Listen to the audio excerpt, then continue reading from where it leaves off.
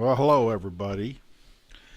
I guess this is going to be a story about how I got rid of my Harley motorcycle and decided to go dual sport.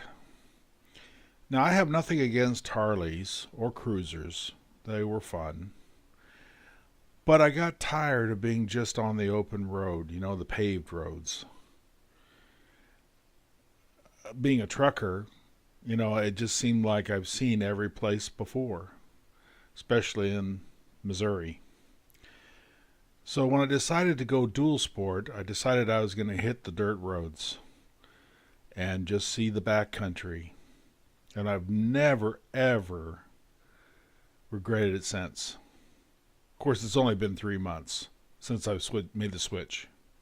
So after 30 years of not riding a bike at all, I decided to go into a Harley dealership. No particular reason other than everybody else on the road was driving Harleys, and I never saw anything else out there but that for the most part.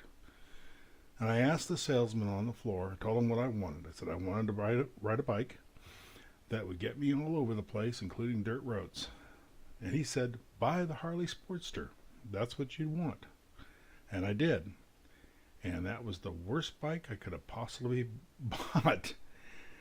However, after about a year, I thought I would remedy it buying another Harley. And it was a Crossbones Harley. It was a soft tail. It was bigger. It was fancier. It was shinier. I don't know why I bought it. I just did because it tickled my fancy at the time. I drove that for 3 more years, wishing that I hadn't bought it. Because every time I was on the back roads, I'd see a gravel road, and I knew for an absolute fact that I wasn't going to take that bike on the dirt roads. So after riding a bike a total of 4 years, Harley Cruisers, I decided it was time to make the switch to a KLR650. I have not had anything like it before in my life, and it's the best bike that I've ever ridden. First off, the KLR is just, a very cheap bike to buy. You can buy 3 bikes, 3 KLRs, compared to 1 Harley. And the parts, same thing. You buy let's say a tail light for a Harley, it's going to cost you $180. You buy it for a KLR, it's going to be $40. So when you do things, when things break down, it's much, much cheaper. The maintenance, the repairs are much cheaper on the KLR compared to the Harley Davidson.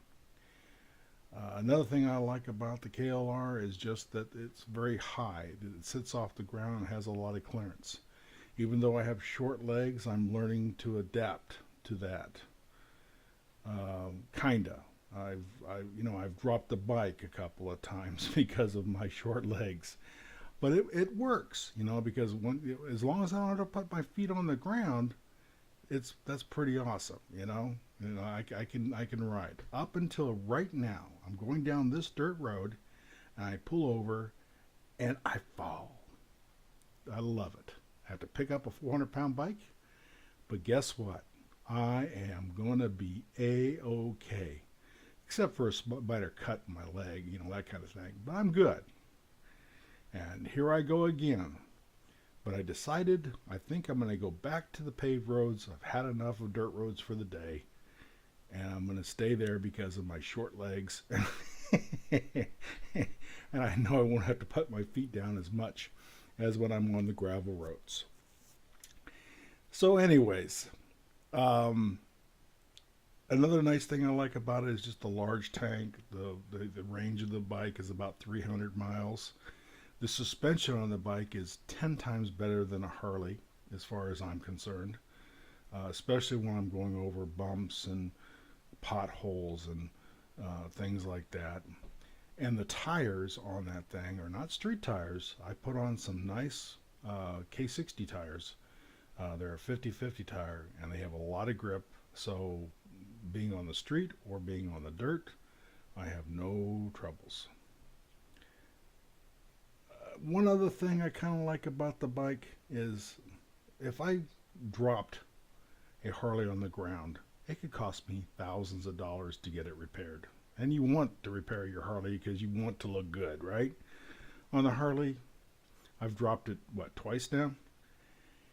And it's had a few scratches, but I don't care because it's my KLR and that's what it's for. And that's what it's all about. That's what makes it so pleasurable to ride.